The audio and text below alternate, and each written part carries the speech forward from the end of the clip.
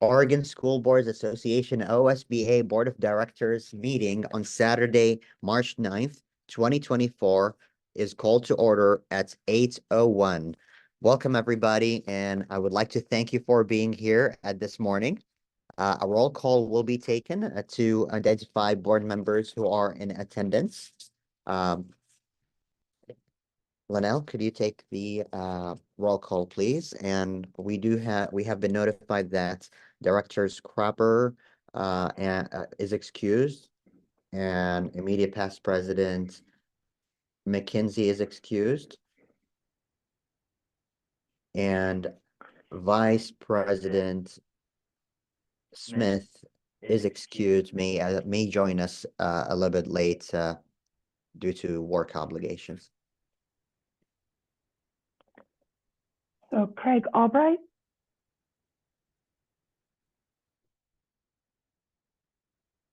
Craig Albright. Chris Cronin. Present. Jackie Crook. Just barely here. Lori Danzuka. Lori Danzuka. Katrina Dowdy. Here. Neelam Gupta. Neelam Gupta. Linda Hamilton. Here. Chris Howitt. Chris Howitt.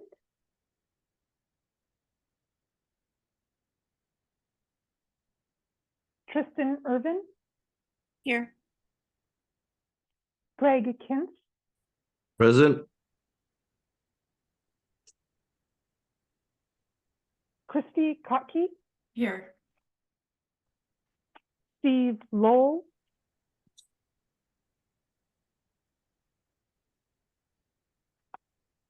Steve Lowell. Alonso Oliveras. Present. Chrissy Wright. Here. Clyde Rude. Here. Nicole Schott. Here. Emily Smith. Oh, sorry. Nancy Thomas. Nancy Thomas. Glenn Watcher. Glenn Watcher. Here. Dawn Watson. Here.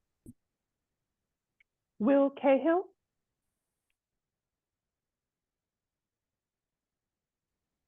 Guadalupe Martinez Zapata. Here. Craig Hawkins. Kim Morgan. Sammy Aladabro. Here. And then Neelam Gupta. Yes, I'm here. Sorry, I had trouble getting off mute. And we have a quorum.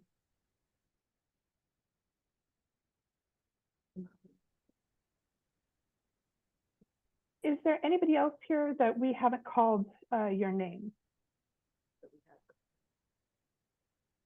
Specifically the phone number ending in 0403. Via graph. Thank you.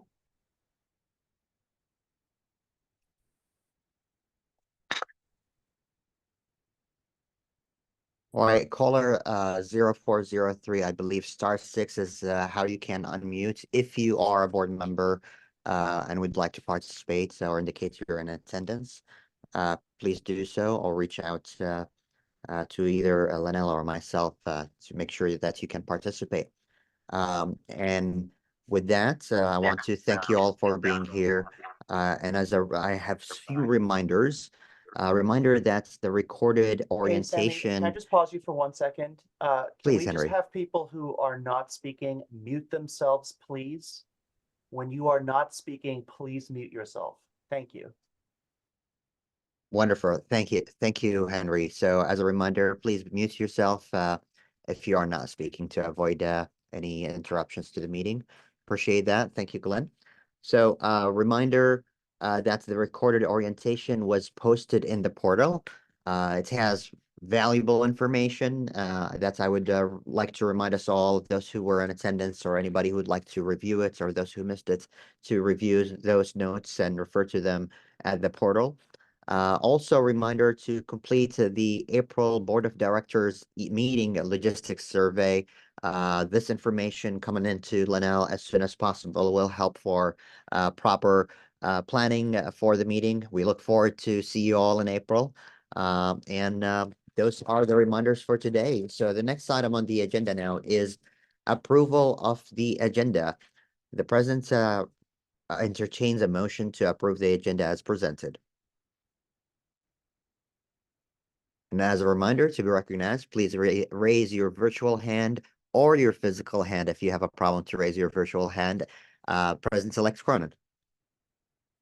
Mr. President, I move to approve the agenda as presented. Is there a second? A second does not require raising your hand. You just can unmute. Is there a second? I second. It's been seconded by Director Rude. Is that correct? Correct. Seeing it's been moved to approve the agenda as presented and seconded properly, is there any further, is there any discussion on the motion? Seeing there is no discussion on the motion, is there any objections on the motion? Seeing there is no objection to the motion passes. Next item on the agenda is consent agenda. The president entertains a motion to approve the consent agenda as presented. Is there a motion?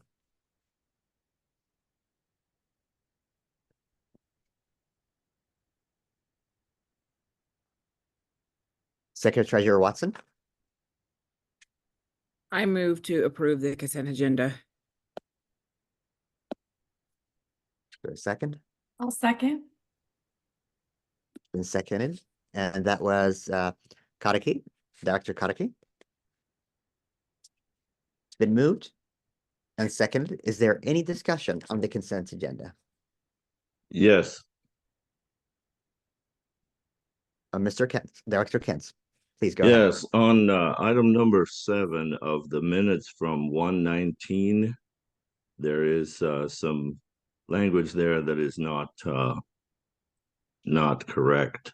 And when I moved to authorize, when I did the motion and then we amended the motion, that line has some misspellings in there that are right on the first line. It should say amended motion, and it says amendment motion, and then my last name is incorrectly spelled. Apologize about that. So the errors identified is the spelling of your last name and the spelling of amended. Is that correct? Correct. All right. There's no objections. The corrections identified will be corrected and accordingly. Is there any objection to these two edits to be included in the minutes? Seeing there's no objections, the I'm just gonna approve those two edits if that's okay before we go. So unless Linda, it is an objection. Is this an objection to this motion or? No, just a correction. I Wonderful. didn't see my, I didn't see my note for the record that was unfinished business from December 19th meeting. Sounds good. Thank you, Linda. So let's see if there's no objection to the two edits being presented by Mr. Kent's, that they will be incorporated in the published minutes. The corrections passed unanimously without objection. And now, Director Hamilton, please. I didn't see in the minutes that I had abstained, and then I asked that December 19th meeting be noted that was unfinished business. So this is my second time making note of that. Thank you. Could you identify under which, so I understand from you it's January 19th. Which agenda item or which action are we speaking to? I just wanted to note it. I noted at the meeting that was unfinished business from December 19th meeting. And I noted So, at January 19th meeting that was unfinished business. And I'm noting again, there's unfinished business. That's all, just noted. Thank you. It's been noted. I would like to just make sure I heard you say two things. Number one is a note that you did not see reflected in the minutes. And the second item that I heard you noting that you have made you have abstained on an action and you did not see in the results of an action or a vote that you're an abstention. Could you identify which action or which motion specifically that you have abstained to? It wasn't a motion. It was just me not abstaining to approve the minutes in 2019 because there was unfinished business. I noted that in January, but I didn't see it in the minutes.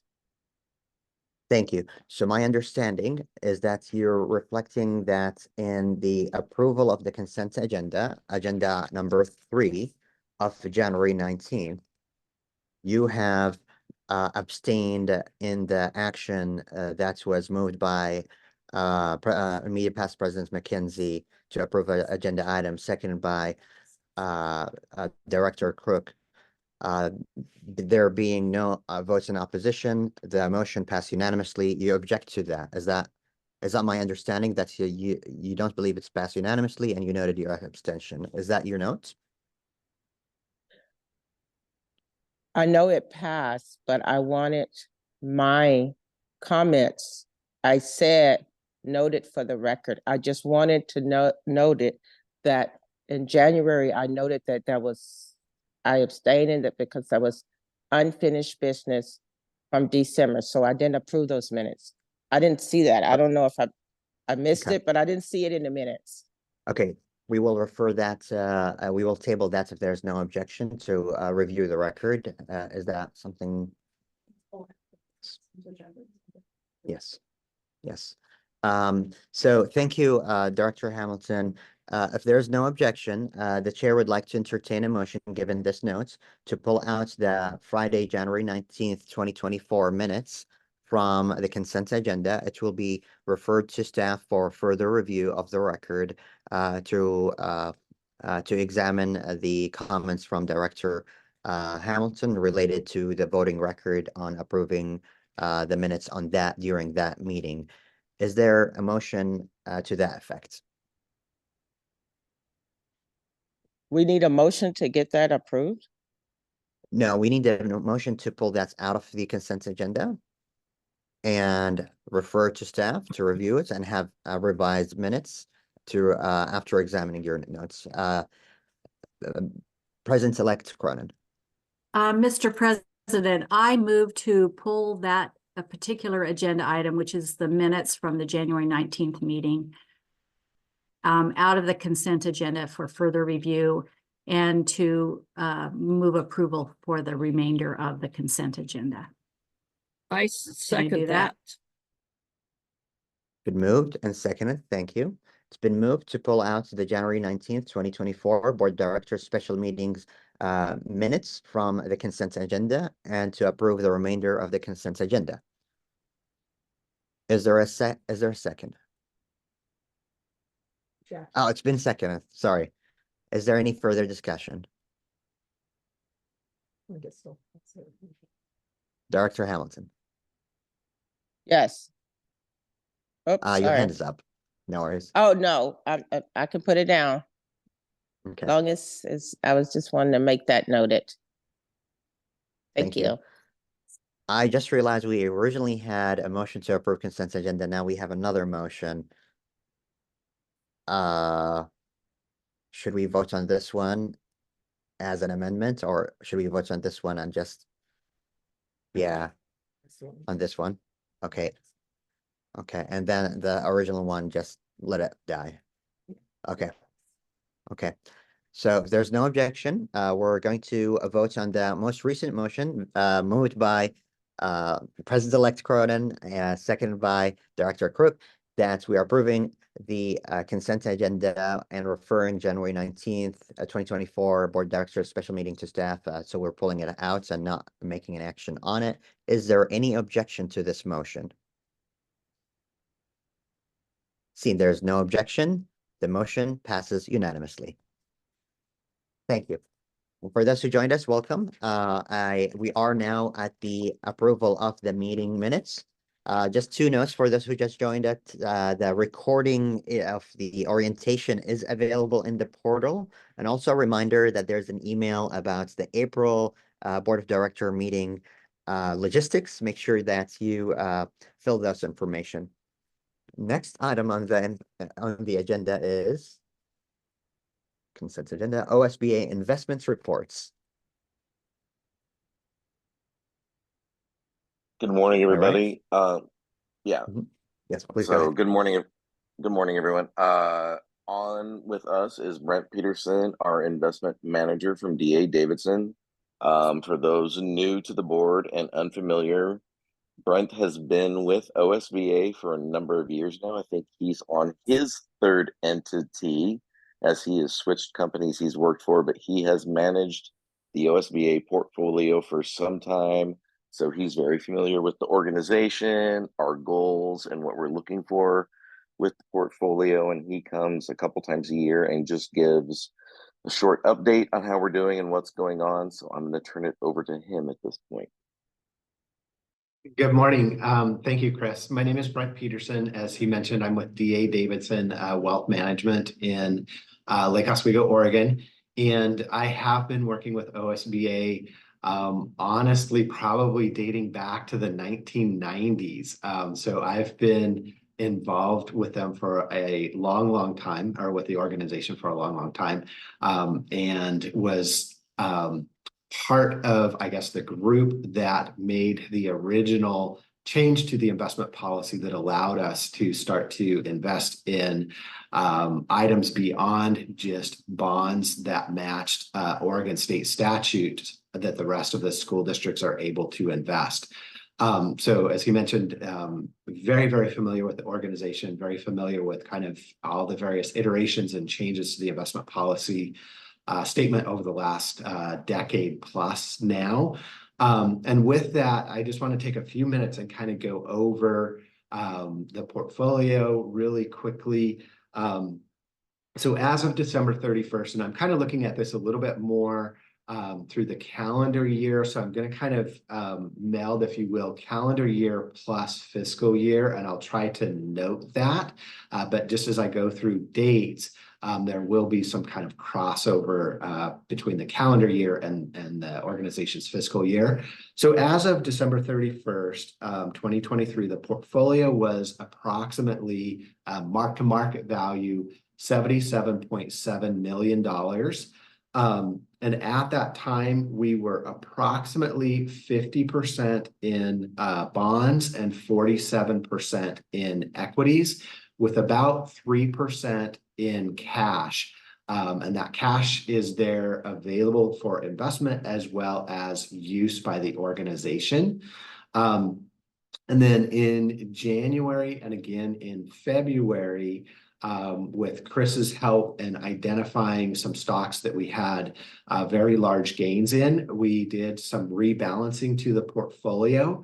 So as of March 7th, so just I guess Thursday when I started working on this, the portfolio, the mark-to-market value of the portfolio stood at roughly $78.5 million, with approximately 54% in bonds and 42% in equities, and approximately 4% in cash.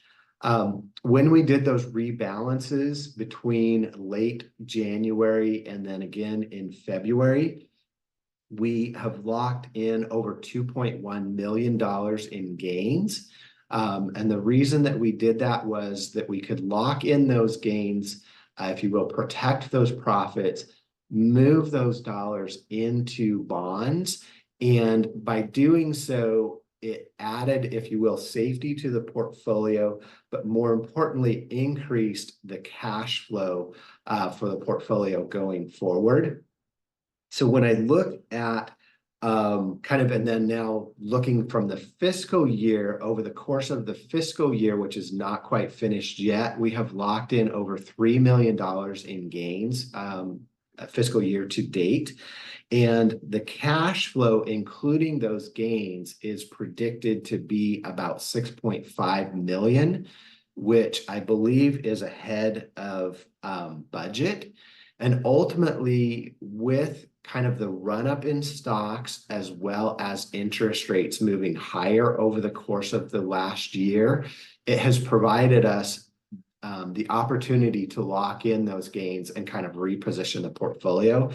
And with the markets being, or interest rates being so low over the course of the last 3, 4, 5 years, we really have not had much in regards to opportunities of locking in gains, moving into bonds, and improving our cash flow. We've had these kinds of large gains in a fiscal year several times, but over the course of as I mentioned, the last few years, that has not been the case just because of the environment that we've been in.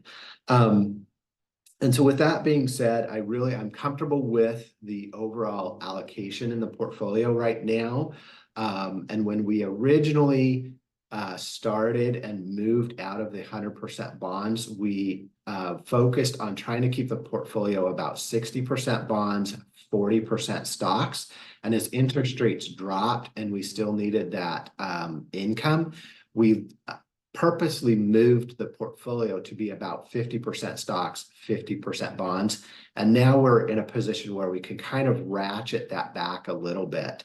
And then just really quickly kind of coming from, I guess, one other quick comment. As we've made those changes, we are now looking at those changes through the additional lens of the kind of, I guess, for lack of better words, ESG, or environmental, social, and governance language that we adopted into the policy late last year, early this year. So we are definitely starting to use that more and more. And when I do make comments to the executive team of changes, I do try to put comments in there in regards to that kind of ESG and what the overall philosophy is for Oregon School Boards Association. And then finally, just a couple of really quick market comments. I do think the Fed is probably positioned to start lowering interest rates later this year. About probably at the beginning of the year, the markets were anticipating that the Fed would cut interest rates 6 times this year. I thought that was a little aggressive. And now it looks like the market's kind of backing off from that, thinking that we might get 2 to 3 interest rate cuts. If that's the case, I would anticipate maybe interest rates come down by approximately 0.5% to maybe 0.75%. And it just, time will tell. I think that the Fed really is very data dependent at this moment. And so, as that data becomes available, we'll get more kind of clarity of what they're going to do going forward. But because of that, I do think it is advantageous for us to look to make the kind of changes that we did make, where we can lock in some gains on our equity portfolio, just kind of in the off chance that maybe the stock market starts to wane a little bit. And at the same time, we can lock in higher yields to protect that cash flow for a longer period of time. And then just one final comment, as I look at the bond portfolio, really like where we are at right now. We still have a little bit more coming due this kind of next year, and looking at both kind of calendar and fiscal year. So probably the next couple of years, a little bit heavy, if you will, in maturities. And then beyond that, we're pretty nicely laddered out that we have about $3 million in bonds coming due every year out for the next approximately 10 years. So with that, I will stop and see if anyone has any questions, and otherwise I'll let you move on with the rest of the agenda. Brent, do you have any comments on Carlisle and how it's going and what we're doing with that? Yeah, so really quickly, so about a year ago, I guess, that we as part of the investment policy statement or restatement of investment policy, we opened it up to allow for what's known as private credit. And as we anticipated that we would make that change or add that language to the investment policy statement, we spent the better part of probably 2 years really investigating private credit and how we wanted to do that. And ultimately, we decided to engage a company called Carlyle. They're probably one of the largest players in both the private credit and private equity space. And we've just kind of, I guess, dipped our toe in the water that right now we're up to approximately 2.5 million invested in private credit via Carlyle. The fund that we're using at Carlyle, private credit, there's a lot of kind of iterations of that or ways that you can do that. And the fund that we're using is known as, it's kind of affectionately known as CTAC, which is Tactical Private Credit. So they can kind of go anywhere within that private credit space. And our portfolio value is up a little bit, but when we look at the cash flow that it is producing for us, the cash flow or the yield on that, if you will, sleeve or investment is right around 10% right now. So for that roughly, 2.5 million, we're going to generate about $250,000 a year in income, which is really, really nice for the organization. One of the other things is we did our due diligence on the various providers of private credit, if you will. We really did spend a lot of time in regards to looking at them and kind of their philosophy surrounding ESG and kind of sustainable investing and things like that. And as part of that process, we actually, Chris and I had the chance to meet the head of their global ESG initiative. And I just sent a piece to the organization here that she was interviewed recently in Bloomberg Magazine. And she is widely considered a thought leader in that space. So that's one of those additional things that as we moved into private credit, we wanted to be very cognizant of how they do it, how they approach it, and does it fit with kind of OSBA's philosophy. So hopefully, Chris, I don't know, does that give a little bit of enough of an overview, or is there other things that you want me to touch on? No, that was really it. You just really didn't talk about it in your first comment. So I just wanted to circle back to that. Yeah, I kind of included that a little bit in the bonds, but it is good to kind of single that out. So thank you for mentioning that. Thanks, folks. Any questions, comments? Let's start with questions. Seeing there's no questions, any comments? President-elect Cruden. I just want to thank Brent for that longevity and consistency and doing so well by OSBA. And we just appreciate your reports and for you to show up and share those with us. So thank you so much, Brent and Chris, for your management of our assets. Director Hamilton. You're very welcome. Sorry, go ahead. Nope, sorry. Thank you, Brett, Director Hamilton. Thank you. Brett, do you do any audits on those investments, or any audits on how, well, I guess that wouldn't be, how would you recommend audits be done on in spending? How are we doing on our end? It looks very good so far. But how are we doing on OSB end as far as, it looks good we're investing, but do you do an analysis on the spending, on where we're falling, not falling short, but on the spending, because we got to keep this going. You're fine. So that's one of the things that we, Chris and the executive team, have had a lot of conversations about. And in regards to, Chris has done a lot of work, and then I've kind of done some work behind the scenes too, in regards to projections of future spending. And, will the portfolio be able to support that, or how kind of quickly will we potentially reduce some of the principal in the portfolio?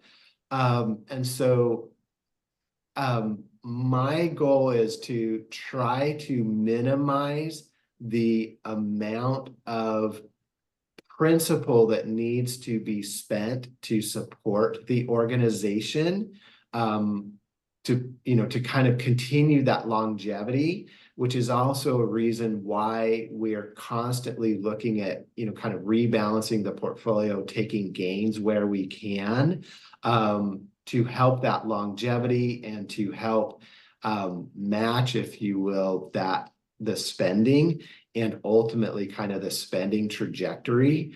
And it does, honestly, it does worry me a little bit, as we look at kind of the forecasted increases in expenses, in the next, 3, 4, 5 years, as you look a little further out. And I know we've had conversations about that, Chris and I, and things like that. So yes, that is something that we do. And that's, kind of it's a little bit of a combination between the needs of the organization and then what I feel the portfolio can kind of support and continue to try to grow. Thank you so much for answering that. Hope to hear from you sooner than later. Thank you. Yep. Thank you. Any further comments or questions? Seeing there's no further comments and questions. Thanks, folks. Really appreciate the fiduciary responsibility on our assets and keeping us appraised and updated on the actions and decisions that you make on our behalf. So thank you very much. You're welcome. Thank you. And next item now we have is the fee structure for association services. And we do have a brief overview maybe from Emily. Yes, thank you very much, Mr. President. In your packet, there is the fee structure for the association, where you can see all of the fee adjustments that the team is putting forward this year for increasing the fees that are offered. These are additional services that, for those of you that are newer, these are additional services that are offered to our membership where they can engage with us, where they need specialized support from our team here. And in kind of going back to Director Hamilton's comments around the spend and trying to balance our both need to not dip into the reserves and also be able to support the work that we do here. It's my understanding that OSBA over the last couple of years has been trying to play a little bit of catch up on our fee structure. And to be able to bring those fees that the members are engaging with us in for the additional services closer to a market rate for what they would, the cost of those services were they to go out to a private contracting agency to have those services. So overall, you can see in the document both an explanation of what the services are that are being provided, and then also there's a red line suggested increase in a lot of these services. And we really turn this over to the directors of those teams to take a look to see where we are not in alignment with market rate, and also to be mindful of not trying to do too big of an increase at one time. So these are pretty small increases. There's nothing across the board. Most of them were looked at in comparison to how much staff time and capacity it takes to be able to provide those services, and also what feels manageable for our membership. So balancing not wanting to take away services that our members need because it is cost prohibitive, but also just recognizing that the cost of doing business is increasing exponentially in the last few years. And so OSBA needing to keep up with that. The other thing I will note in here is that the executive director may adjust and establish these fees if the unique circumstances arise. And so most of them are all set. I did just want to flag that we are still in the early stages of thank you. We are still in the early stages of determining the full scope of the annual convention and what that looks like. So there could possibly be a need for adjusting that one. But the rest of them are all pretty standard from what we've done in years past, it's my understanding. So with that, I can open it up for questions.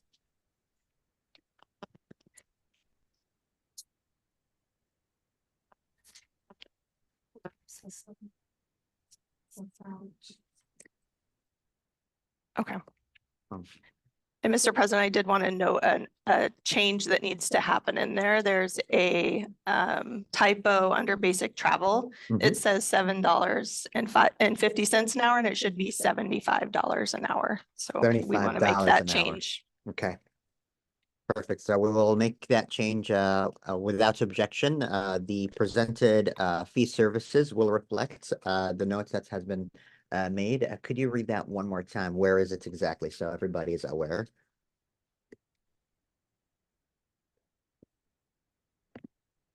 Sure, that's not 97.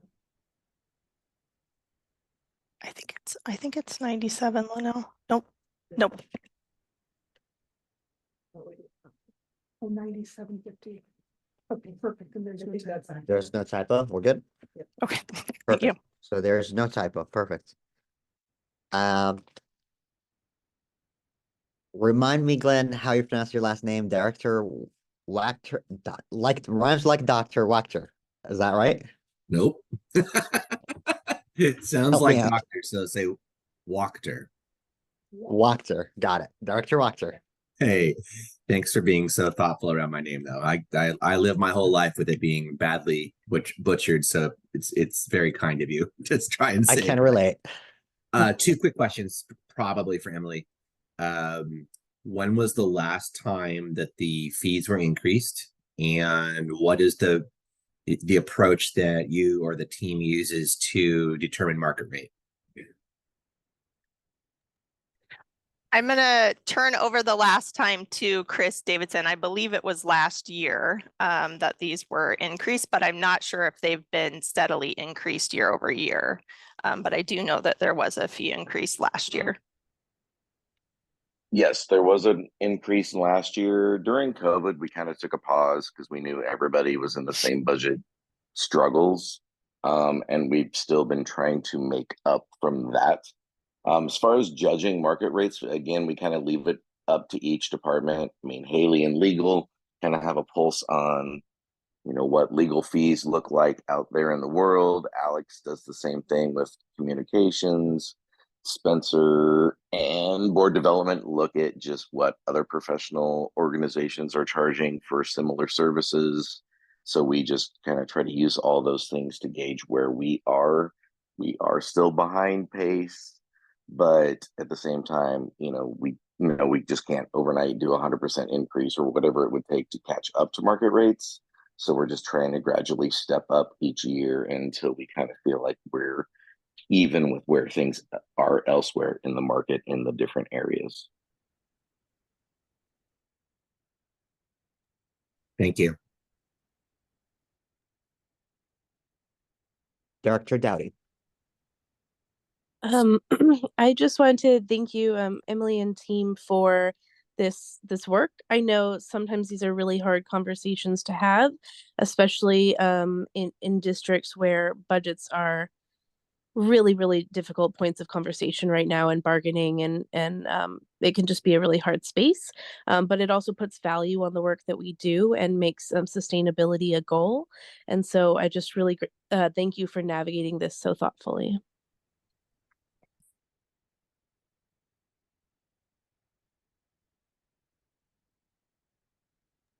Director Hamilton.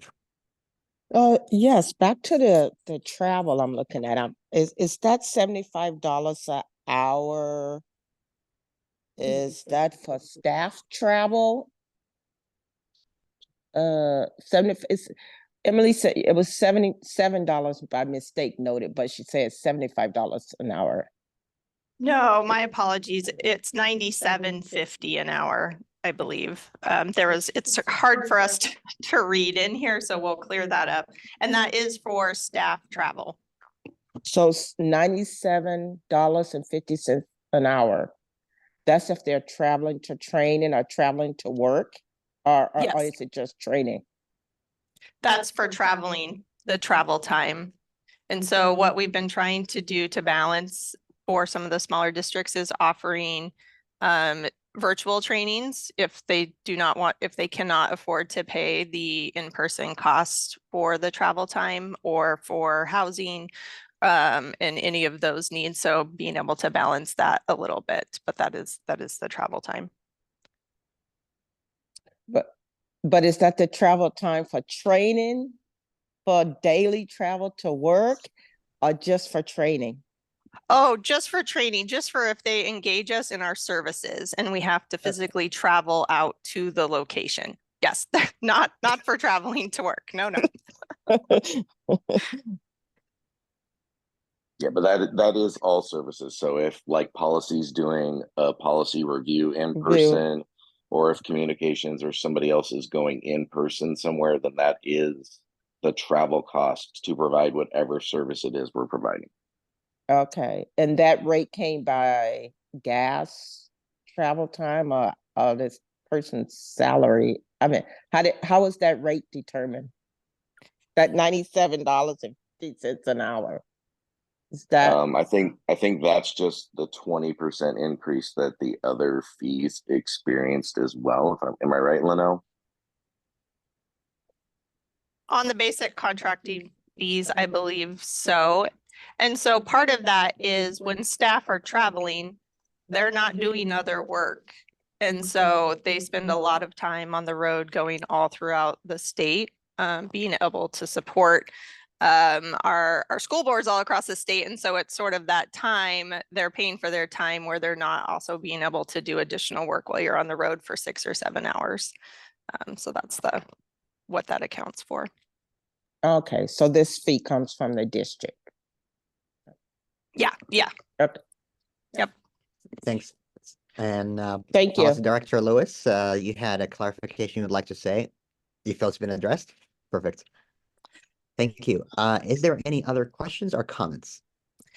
The only other thing that I wanted to add for the newer board members is in addition to the fees and services and trying to, if you look at the goals, OSBA has in there that the board has adopted that we want to lessen our use of the endowment by $1 million over the next 3 to 5 years. And for those of you that are newer, OSBA hasn't increased the membership dues. So we have fees, which are what the districts can opt into for additional services. And then we have our member dues, which are charged across all of our membership.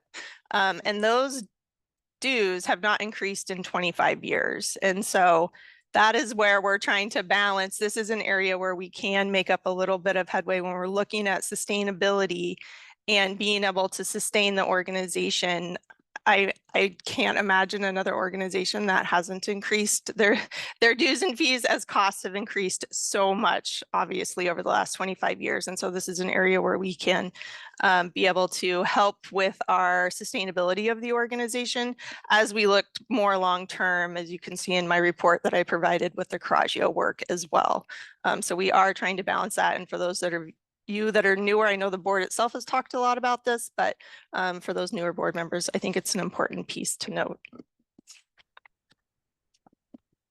Thank you, Executive Director Nishik, and absolutely, I want to reiterate that note. We will be hearing more in-depth discussion around the membership dues for our organization to continue its sustainability and ability to serve its members.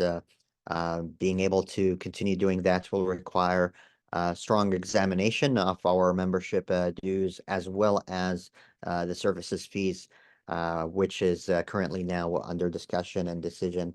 If there is no other members who have additional questions or comments, I'll return back for a second round for Director Hamilton.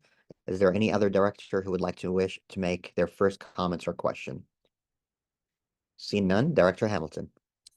25 years has been a long time since that I think there was no membership dues increase, and I know that that has been discussed in the past, and for some reason they didn't get increased, which I want to say that we sort of tread pretty slow on that, because some districts was willing to pull out from under OSBA, and we don't want that. And one of my biggest districts down here in Lane County considered that. So I know dues got to be increased, but please tread slow, and maybe not a big increase, but I understand. But you most likely will have some pushback. Thank you, Director Hamilton. Any other comments?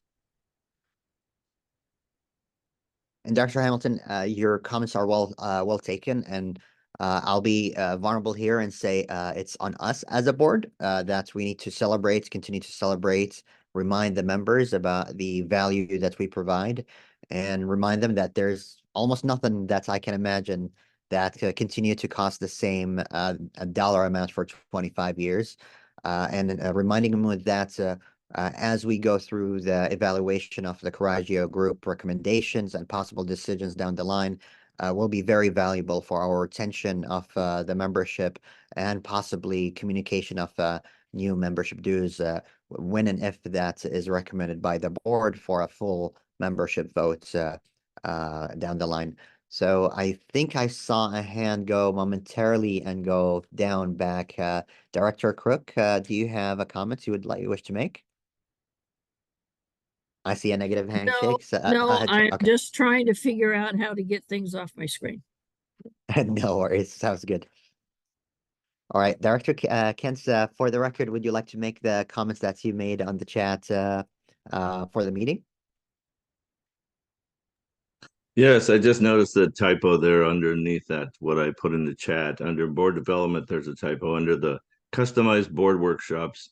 Two of the lines say the same thing, but one is capitalized and one is not. It's just a minor change. Thank you for that minor change.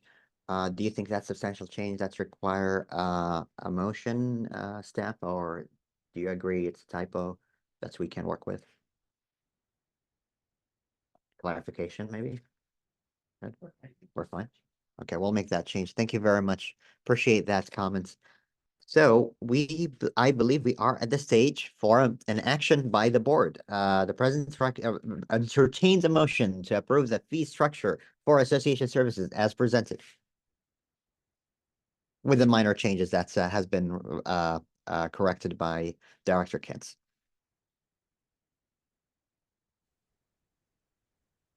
Dr. Kentz. Yes, I move to accept the how is it read? Approve the fee structure. Approve the fee structure as presented with the minor change. It's been moved to approve the fee structure for association services as presented with the minor changes. Is there a second? I second. It's been seconded. Is there any, by Director Rude, is there any discussion? Seeing there's no discussion, we will enter into a vote to approve the fee structure for association services. Is there any objection to the motion? Is there any objection? Seeing there is no objection, the motion passes unanimously. Thank you. Next item on the agenda is Summer Board Conference and Annual Convention Planning Report. Director of Board Development, Miles.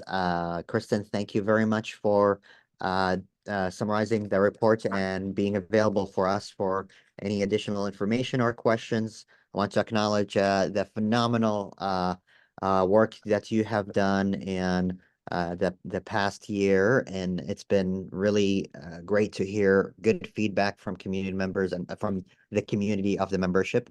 So with that, I want to hand it back to you or hand it to you if you have any additional information you would like to present. Thank you, Mr. President. I'll just give just a brief summary. You've got the report in your packet. Our team is very busy planning for summer board and annual convention. We've got to focus on summer board right now. Again, we'll be having it at the Salem Convention Center. Last year, we had a pre-conference that resulted in everyone who attended being awarded their entire bronze level certificate in our Leadership Institute program. And if you don't know what that is, I'm happy to fill you in offline. This year, we're continuing that theme by offering the entire silver level award during pre-conference. We won't have a keynote at summer board this year, but we're really focusing on getting lots of learning to board members, but we will have Saturday lunch programming about consensus building. We're also excited about Sunday, which will be focused on innovative and creative practices and how those have been implemented in districts. And we'll have an administrative professionals workshop alongside our pre-conference as well. And then annual convention is next in November at the Marriott Waterfront, as it has been for decades. As you can imagine, we're still working on programming details, but again, we'll be doing promising practices from the field. We'll have keynotes, we'll have great workshops. We're also looking forward to expanding our student art program there to include proposals for CTE and lunch programming with moderated student panels to really highlight student voice this time. And that's the update, and stay tuned for more information. Thank you, Kristen. Is there any comments or questions? Dr. Dowdy. I just had one clarifying question. I had thought last year it was mentioned that that would be the last year at the waterfront because the cost was increasing so significantly. Did that change, or did that contract continue? I believe that contract is through. We have a multi-year contract, and that multi-year contract is still in place. So that included this next year, this coming year. Okay, thank you. I must have miscalculated. Thank you. Yeah, we have 2 years left on that contract. The Marriott always tries to get us to keep it rolling and adding on to it, but we have passed on that for the moment. And we're reevaluating what we're going to do at the end of this contract, if we're going to continue at the Marriott or do something different somewhere else. Thank you, Chris. Dr. Hamilton. This would be the first year there's no keynote speaker. Can you share a little bit why that is? I mean, other than I'm sure to cut back on cost, but sorry, go ahead. And no, I was just saying share a little bit on that, because I mean, I'm sure I'm not the only one, but we're all in one room. For us, I'm concerned, we can have the conference all day in one room, both days with keynote speaker, then workshops and student panels. But share why that decision was made. I've never been to the annual convention conference where there was no keynote speaker. Yeah, and I don't mean to interrupt, Dr. Hamilton. I just want to make a clarification. The keynote speaker is not going to be there for the summer conference, not for the annual convention. So the summer conference will be enriched with workshops and learning experiences. So we're talking about the Salem Summer Conference instead of the annual. Is there anything else, Kristen, you want to add, or does that maybe clarify That's for you, clarifying. Linda? Yeah, we will definitely have keynotes at annual convention. Okay, my mistake. Sorry. Oh, thank you. No problem. Any other comments, questions? Thank you, Kristen. Looking forward for both the summer and the annual. Reminder for board members, this is the time to remind folks to register early and remind your region how valuable it is to be in those settings, connecting with each other and learning from the experts. So with that, Linda, any further comments?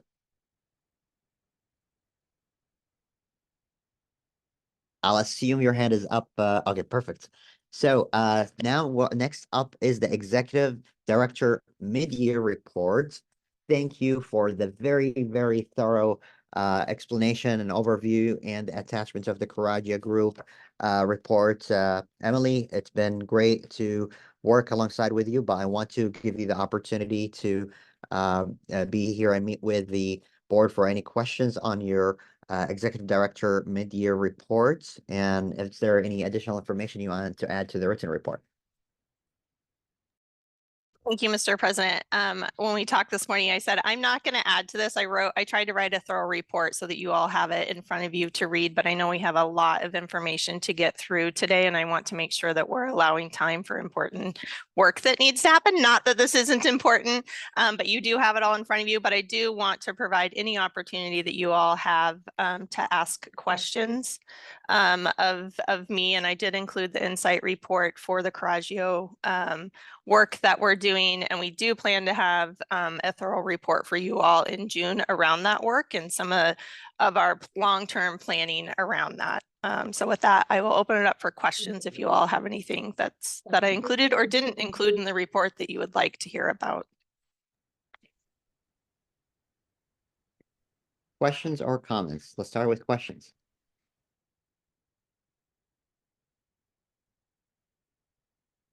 Comments. All right, if there's no comments, I will take a step and believe I will be speaking on behalf of the board to say, Emily, you've done phenomenal work structuring your report on the goals and strategic goals of the organization.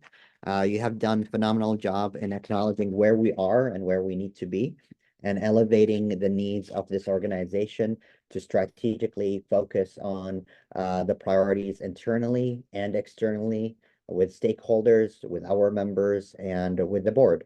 So with that, I want to share my acknowledgements of that amazing work and appreciation. So don't take that silence for anything other than you're doing phenomenal work. And I am confident that I speak on behalf of the board with that. Any further comments or questions? See none. Thank you, board. We are ahead of schedule now. And let's keep it that way. We have a hard stop at noon for many board members, including myself. So the proposed OSBA policies for adoption is the next item on the agenda. Am I right? Yes. So proposed OSBA policies for adoption. I want to highlight that the policy group have met recently, and there are some direction that the policy group have provided for staff. And also in your packets, there is some policy suggestions that the chair of the policy committee, President-elect Cronin, would like to move forward. So President-elect Cronin, I would like to open the opportunity for you, and Policy Director Spencer Lewis, if you would like to add anything to it, please, the floor is yours first. Thank you very much, Mr. President. On page 131 of your packet, there's a memo from Spencer Lewis, our OSBA Director of Policy Services, that really explains the highlights of the policies at the Policy Committee. And I want to just first thank the Policy Committee, Don Watson and Chris Howitt, for their work. We've met one time, and Spencer and Colleen Allen as support have been extremely helpful. Basically, policy 4800, the main change there is we're replacing receipt reimbursement by per diem, which is going to greatly simplify the process and make it much easier for staff to process. So that's a positive change. And then policy 7100 and 7360 are both in response to legislation. So they're very minor differences in the policies, but you can tell there's a wording change to 1 year period, defines 1 year period in policy 7100, and policy 7360 is changes must to may. You can read that more thoroughly. I will tell you that the policy committee is there will be a full review of all policies per our bylaws this year. And so we're going to be hard at work, meeting frequently, and we will be reviewing all policies. And so we will have a lot more to bring before you as the year goes on. This is just the beginning. And with that, I'll open it up to Spencer if he has any further comment. Nothing to add unless there's questions. Yeah. Any questions?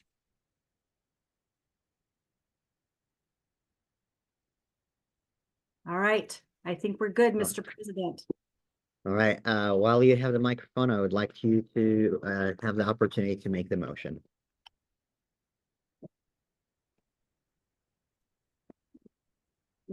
Would you like me to make the motion, Mr. President? Yes, please. All right, I move that the OSBA adopt the OSBA policies, policy 4800, policy, just a second, 7100, and policy 7360, the changes as proposed. Thank you. Is there a second? I'll second. I can Did I hear a second that. Thank you, Dr. Kent. So it's been moved and seconded to adopt revised OSB policies, 4800 expense reimbursement, directors of the board, 7100 definitions, and 7360 family illnesses and medical leaves as proposed and presented. Is there any discussion on the motion? No discussion on the motion. The board will enter a vote on the motion. Is there any objection to the motion? Is there any objection to the motion? Is there any objection to the motion? The motion passes unanimously. Thank you. Next item on the agenda is updates on the governance committee. And I will like to hand it over to Haley Purcell, Chief Legal Officer and Interim Deputy Executive Director, to speak to this item. Haley. Thank you, Mr. President. If you were on the board orientation meeting a few weeks ago, I spoke briefly about the governance committee. This is a committee that I'm the staff member that staffs that governance committee. And one of the tasks of the governance committee is to develop an evaluation process for the executive director. And so this is my first time staffing this committee and the first time going through that executive director evaluation process. So as I started looking at what was done last year, it appears that the process generally works. The governance committee gets together in March, which we have a meeting scheduled for next Friday with the governance committee. And the governance committee puts together an executive director evaluation process, which is then brought to the full board at the June meeting. And at the June meeting is when that process is adopted. And so this occurred last year for Jim Green, and his evaluation process was adopted last June. And it has a number of different steps in it, including an update in January and then an update in May. And as you all know, we currently have two executive directors, Emily Nischik and Jim Green. They both have contracts with OSBA, and both of their contracts require that they be evaluated by the end of June of this year.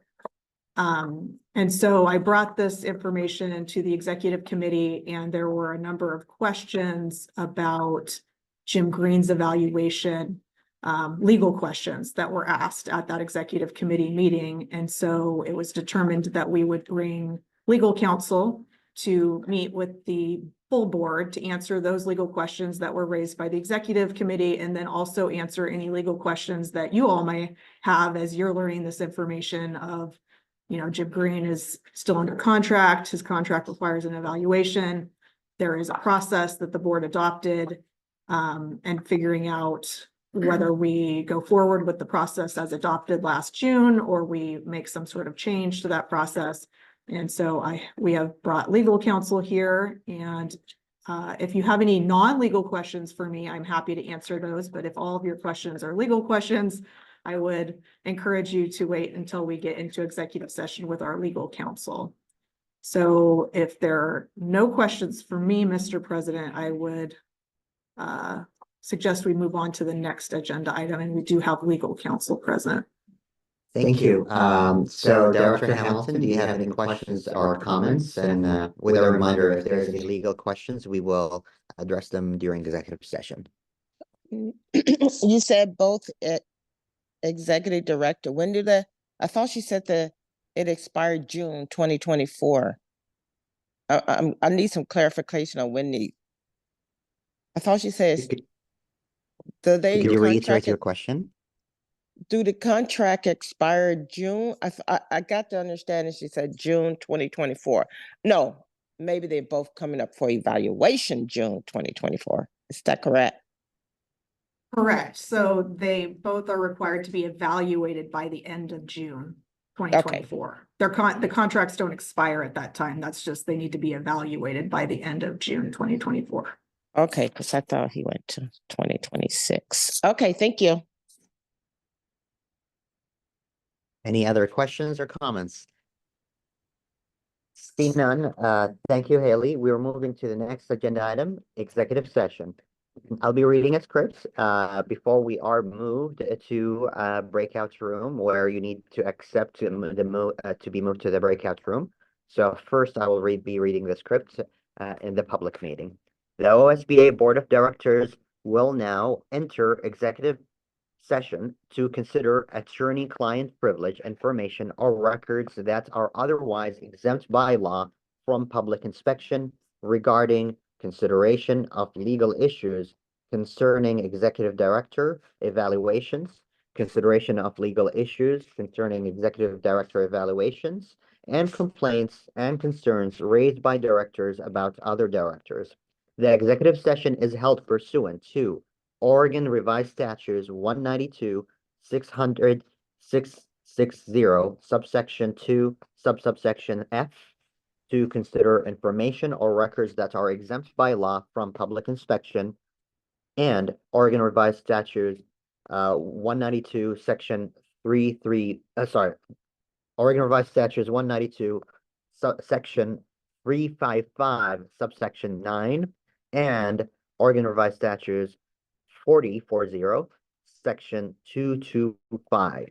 OSBA staff members Emily Nishik, Haley Purcell, and Linnell Trissel, and OSBA board legal counsel Michael Porter and Bob Seringer shall also be moved to a breakout room during the executive session.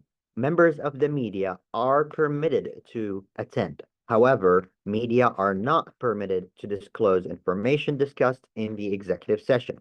All other staff and members of the public will remain in the meeting room. No decisions will be made in this executive session. At the end of the executive session, we will return to open session, and the session participants will again join the meeting room. The meeting recording can be paused at this time. Before we pause it, actually, I do see two hands up. If there are points of order or comments before we enter executive session, please state them. Director Crook and Acting Executive Director Nishik. Are you okay, Emily? If we go to Director Crook first. All right. Director Crook. And you are muted. Yes, I know. I'm just trying to get my mouse to work. My question is, about 20 years ago, we had an issue with the executive director, Kevin, and I was an ex officio member at that time. And the legal advice was that any of the if there was going to be a lawsuit, potential lawsuit, that none of the ex officio members could be in that specific discussion. And so I just want clarification, not that I don't want anybody, but they said that if they were there, that any privileged information would not be privileged if it wasn't the board of directors. So that's I just want to have clarification on that. Thank you for the question. And if there is no objection from Emily and Bob and Mike, actually Emily and Bob, I believe this question may be answered in a public meeting or may be answered in executive session.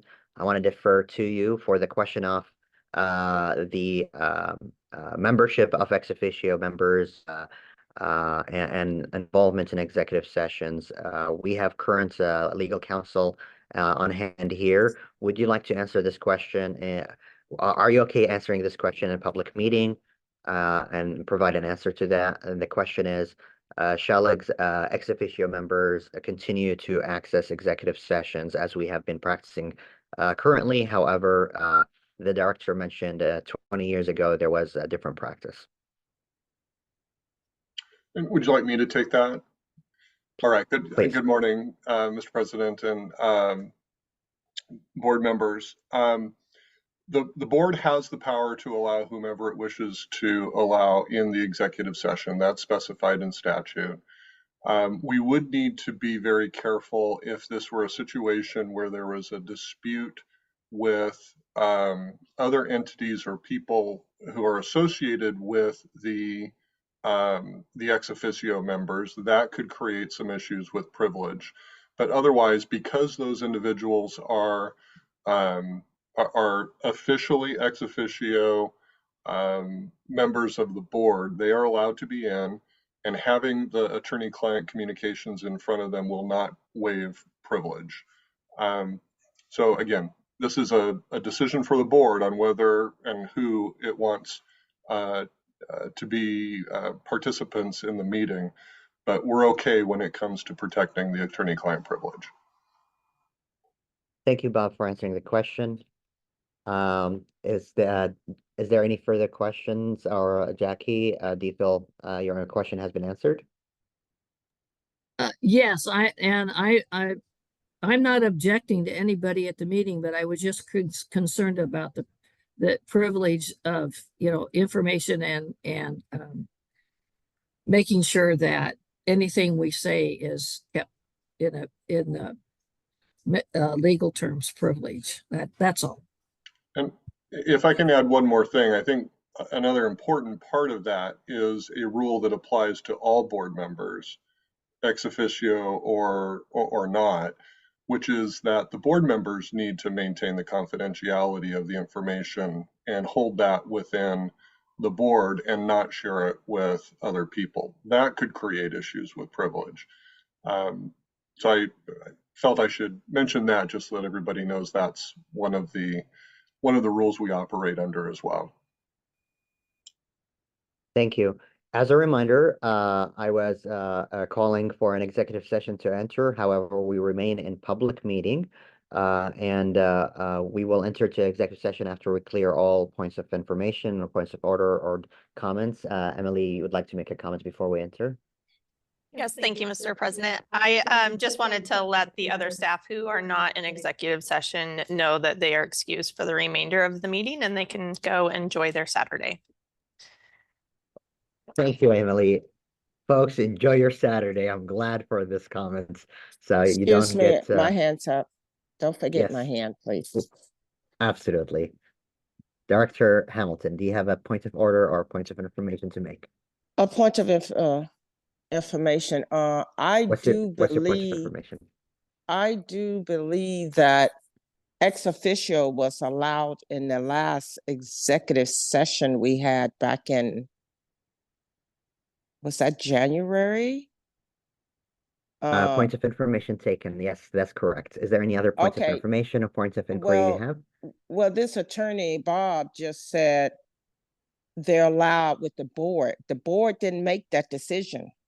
I think the executive committee or the president made that decision. The board didn't make that decision. So here we are again, making decisions that you say the board, but the board didn't make that decision on ex officios being in executive committee. So I bring that up because Jackie has a valid point. It hasn't been done. And if we want to follow past practice and continue to not abide by past practice, change things, that's something that has to be considered. That was not brought to the board. I were told the board Director Hamilton, that decision was made. So Director Hamilton, I'm sorry, I have to make sure we're abiding by the agenda. If you have points of information was well taken. Your points of information, you stated that the board did not make an explicit action to remove or not remove certain board members, specifically ex officio board members. Points of information or your points was well taken. Is there any additional information or inquiries or points of orders you want to make? for point of order, clarify what I just said about previous ex officios being there. And today the attorney saying the board has that decision. My point of information is decisions are made that are not from the board. Are you encouraging the board for an action to remove certain board members from entering the executive session? Is that your request? I just want to make sure I'm clear with you.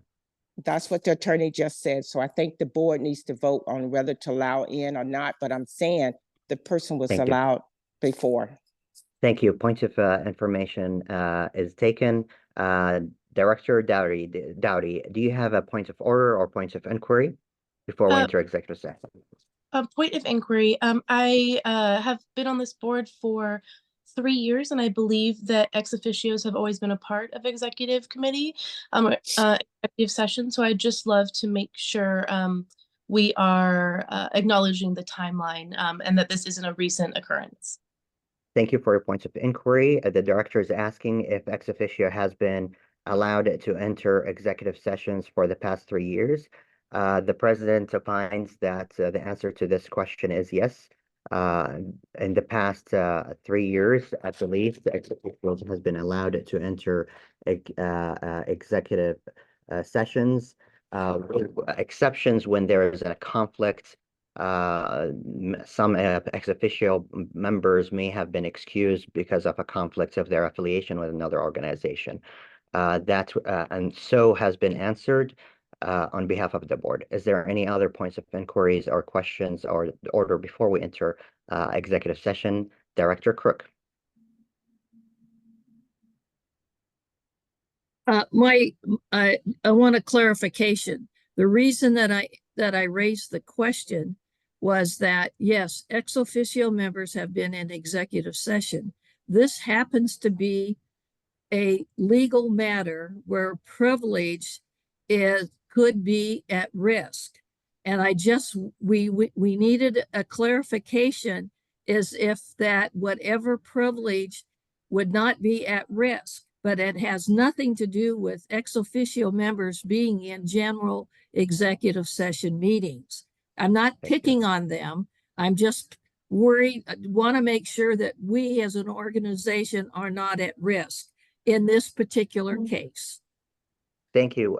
Point of information well taken.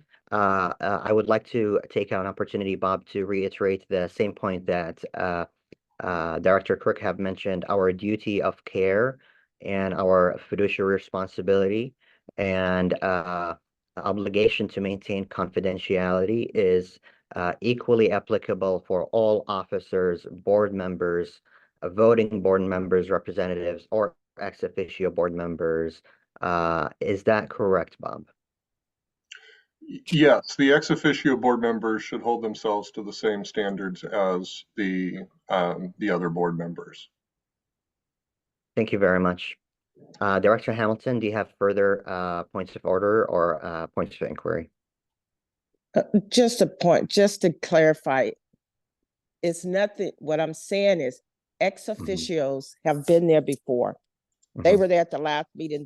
They've been there, but the attorney just said they're there at the approval of the board. And I'm saying they're not. We don't, I'm not saying we object, but I've never had to vote whether ex officio could be included or not. The ex officio been there. Bob, would you like to speak to that? Yeah, I think I might be able to help with clarification here.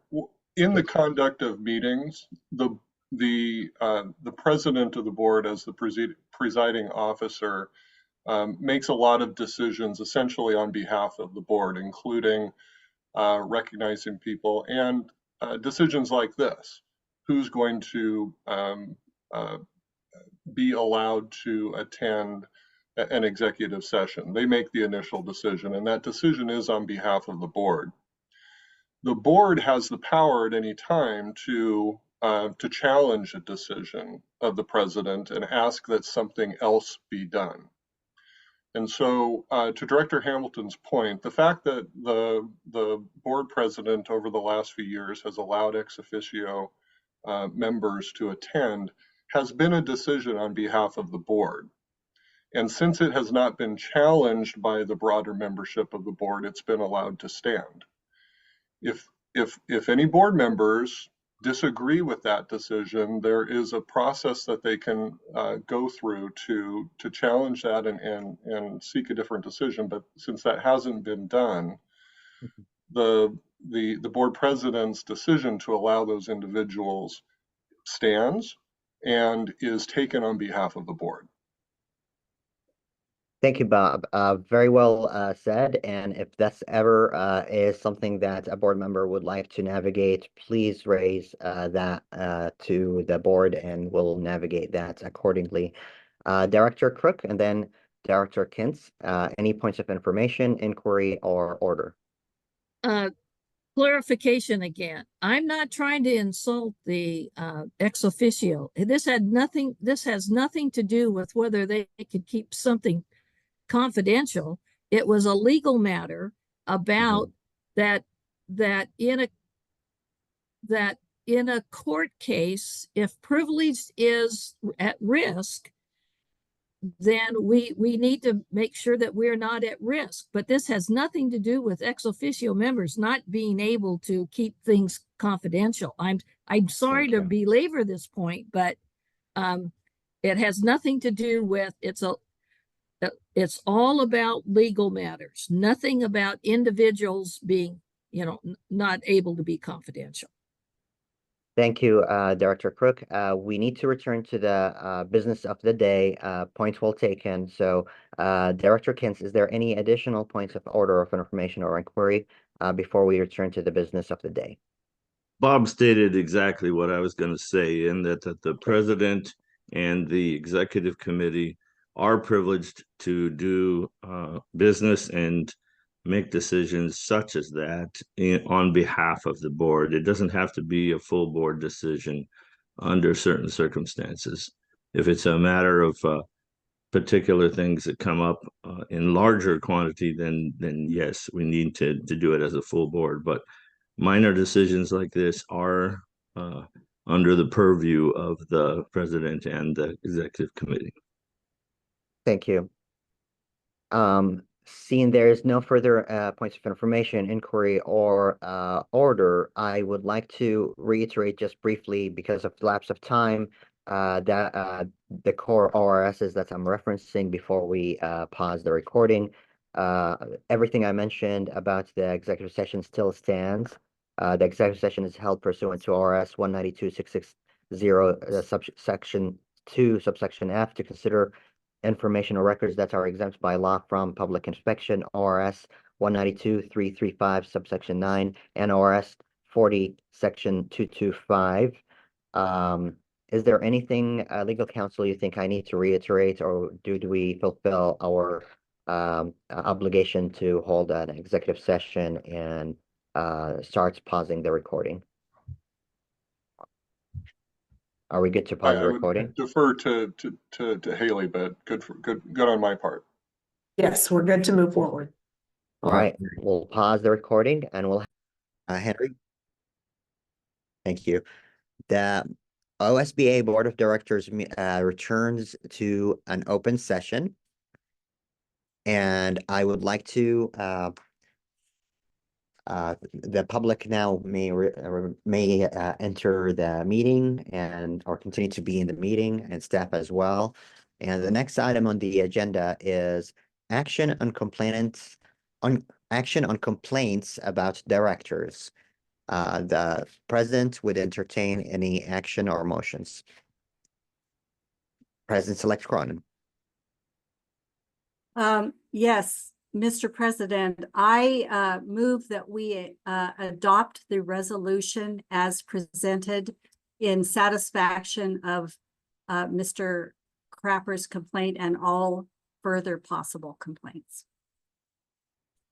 Thank you. As part of the motion, before I entertain a second, would you please read the motion for the record, since the resolution for the record, since the resolution has not been posted yet, for the sake of transparency?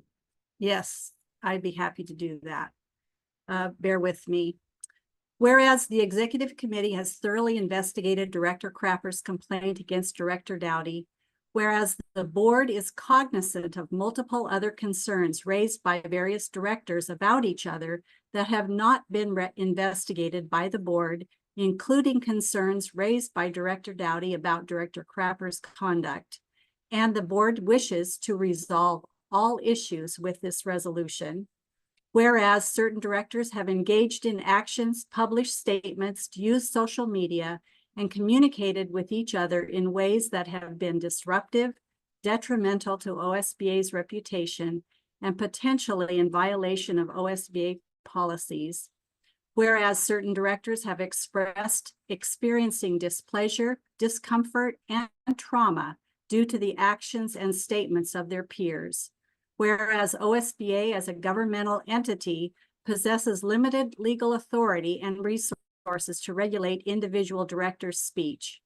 Whereas the applicability of certain OSBA policies, such as Policy 7730, to interactions between directors remains unclear, whereas ongoing interpersonal disputes among certain directors have resulted in a substantial toll on staff time and morale, leading to significant expenses for legal and mediation services, diverting focus away from the primary mission of serving Oregon students and boards. Now, therefore, be it resolved that, number one, the board unequivocally disapproves of past conduct by directors that has been disruptive, inappropriate, detrimental to OSBA's reputation, or is in potential violation of OSBA policies. Number two, the board commits to conducting themselves in a respectful and civil manner, upholding their fiduciary duties of care and loyalty to OSBA, adhering to the board's operating agreements, and aligning with the purpose of the OSBA as outlined in its bylaws. Number three, the board commits to fostering a culture of dignity, respect, and effective communication within OSBA, recognizing the impact that interpersonal dynamics have on staff morale, legal expenses, and the overall reputation of the organization. Number four, the board emphasizes the importance of focusing on the core mission of serving Oregon students and board members, and desires to direct energy and resources towards improving student success and education equity through advocacy, leadership, and service of Oregon to Oregon Public School Boards. Number five, and finally, the board supports a comprehensive review of existing OSBA policies to clarify their applicability to interactions between directors and ensure a framework that promotes a professional and collaborative working environment. On the motion, is there a second? Second.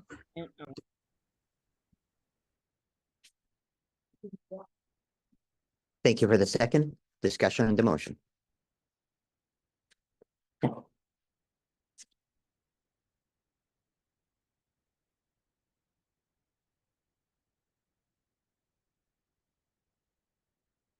Director Rude. All right. This resolution, I don't see it solving the problem until the social media post is taken down.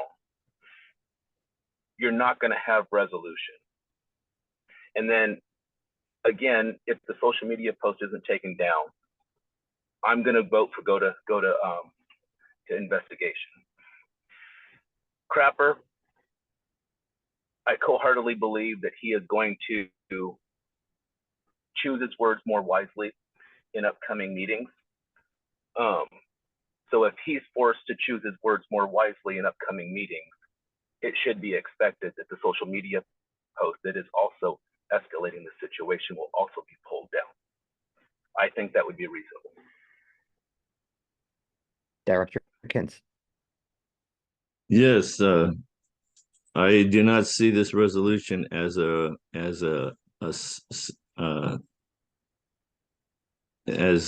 finishing this off. If those comments that I read in that thing were directed at me, this would not be over.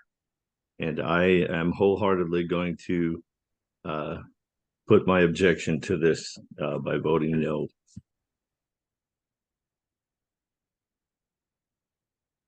President-elect Cronin. Thank you, Mr. President. With respect to my colleagues, Director Rood and Director Kintz, I will remind you that although Director Crapper is not here today, we've been in extensive dialogue with him, and he fully supports this resolution and recently reviewed it as of just a few days ago. And so he supports it. It's his complaint. I will also remind the board that we do address social media as being a behavior that we correct behavior. We cannot require, that is not something that a board can do, to require any director to do something with their social media. We cannot do that.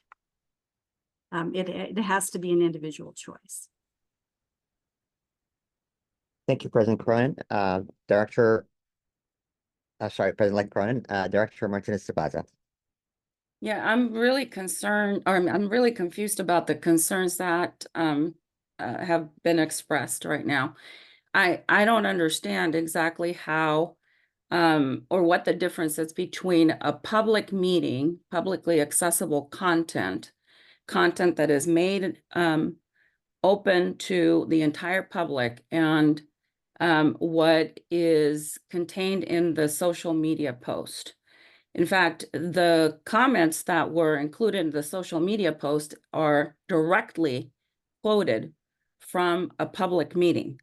Everything that was said in there by Director Crapper is what is contained in that statement. So what is the difference? How would you rectify that, Director Rood? Thank you, Director Martinez-Zabaza. As a reminder, direct the comments to the President. Notes well taken. Director Oliveros and then Hamilton. Director Oliveros. Yes, hi. I just wanted to say that if both directors are in agreement with the resolutions, I'm fine with supporting it. But again, I would like some reassurance that the policies will be edited so that there's more teeth behind them. Thanks. Thank That's you. all. Thank you, Director Oliveros, and notes well taken. I want to report that the policy committee is going through a thorough review, and part of the experiences and information that the board has been and staff has been observing. There will be a thorough review of those policies, including some of the findings around how to strengthen the policies and address any concerns about their applicability, and that will go through the policy committee. Please feel free to reach out to President-elect Cronin for any suggestions for policy review or prioritization for policies that needs to be reviewed. Director Hamilton and then Director Gupta. Director Hamilton. I like what Director Alvarez said about the policies. It's definitely going to have to be policy because that's not consistency with other boards. We had an incident exactly like this. 2 board members, another board member from another school district brought it to the board members' attention that, hey, this is posted on Facebook, and we had to do an investigation. I support that both individuals, Katrina and Jeff, came forward and agreed to this resolution, but you're sort of setting a precedent that board members can just go and say whatever, including lie. Because I know a statement that was truly untrue. So we do have to revisit the policy. We really do, because this is not resolving a matter, but it's helping us move forward with the 2 individuals. Thank you, Director Hamilton. As a reminder, let's make sure our comments are about the behaviors, actions, not the individuals. And Director Gupta, and then Director Albright. Director Gupta. I just wanted to agree on my support for this resolution and helping us come to an agreement on next steps forward, and also to reiterate my support of looking at the policies. Thank you, Director Albright. Yes, I do support this resolution. I would maybe say to my fellow board members that if you truly want to de-escalate the situation and move forward with the work, then let's pull inflammatory statements down and move forward. Otherwise, this is it's just words, and your actions are showing something else. So let's de-escalate and move forward with the work that really needs to happen.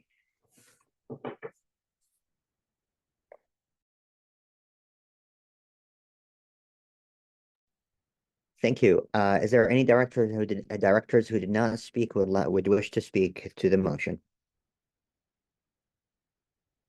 Is there any further discussion? Is there any further discussion? All right, we're headed toward a vote. I will share a few comments here. I want to thank you for during this discussion engaging in what school boards and communities are going through in different formats, different issues, but really going through the important work of setting direction for the mission of an organization. And I am optimistic that the movement that we're headed toward, this really honest and candid discussion, is helping us get closer to direct our energy and resources toward improving student success and education equity through advocacy, leadership, and service to Oregon Public School boards. It is our mission. It is the words in the resolution. It is the commitment that I'm hearing from each one of those who contributed to this discussion. And my understanding, however we vote on this resolution, the sentiment and the consensus is we want to build a functioning board that supports all school districts across Oregon by being a role model, but also by focusing the resources and services to help them do exactly that. So I want to really thank you for spending this Saturday on this meeting, setting that direction and voting where I believe, from my understanding of the discussion, unless the votes will show otherwise, this is going to be not a consensus, not a unanimous vote. However, the consensus I'm hearing, and if I will speak on behalf of the board appropriately, no matter what the resolution or the motion votes will be, we are focused on the work, we are focused on healing, and we are focused on addressing the problems that we have so we can move on. I hope that I am summarizing it correctly. And if I'm not, please correct me, because I want to make sure we go out of this vote, while might be divided on the votes, we go unified on continuing our movement to support our staff and support our stakeholders and community members. So those are my comments before we go into a vote, unless there is any additional comments. Again, thank you sincerely for the discussion. And with that, I would like to ask Linnell to go for a roll call vote.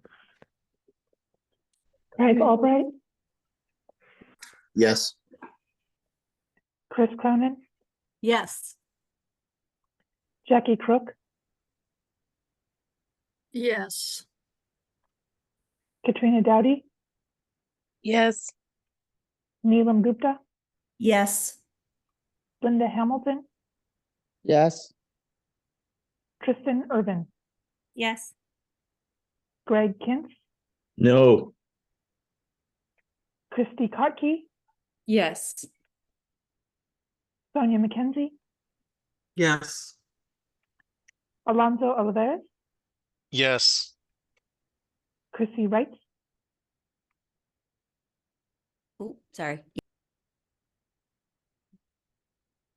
I'm sorry, Chrissy, that was a yes? Yes.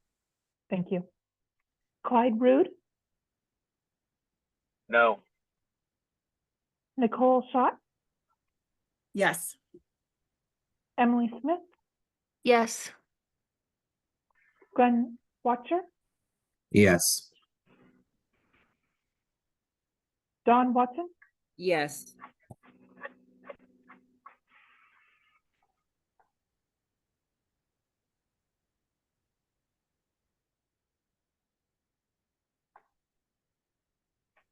Seeing the votes on the prevailing side are 15 and votes against are 2, the motion passes. Again, thank you for really the hard conversation, but the critically important conversation. I wanna really appreciate you focusing the work of this institution, focusing moving on and how we deliberated on this motion, and the commitment from all parties involved to continue the work of the board. Next item on the agenda, and I'll be remiss if I can't really pause and say Chris Cronin and Don Watson, and Don, if you allow me, especially Chris Cronin, for spending hours and hours helping and supporting. I want to acknowledge what you have done in engaging with staff, with board members, and spending the time to really making sure we bring healing. Don and Chris, for your involvement in preparing this resolution that, as we have seen, have gained a great majority of the board support because of your work and your listening and ability to lean in to all parties involved. For staff for helping us move forward with this action, I want to say thank you. Thank you for your patience. Thank you for your support and believing in us to be the stewards of this organization. And absolutely to Director Jeff Cropper and Katrina Dowdy for being engaged in this process. While I understand it takes personal toll on both of them being involved in this process. Sincere gratitude from me personally. On that, we will move to the next item. On the agenda was an action on investigation if necessary. Seeing there is no necessary action at this time, we will move to the next agenda item. If there's no objection. There is no objection. Seeing there's no further business in front of the board at 11:21, the board can adjourn if there's no objection. Seeing there's no objections, the meeting is adjourned. Have a wonderful rest of your weekend. Thank you, everybody.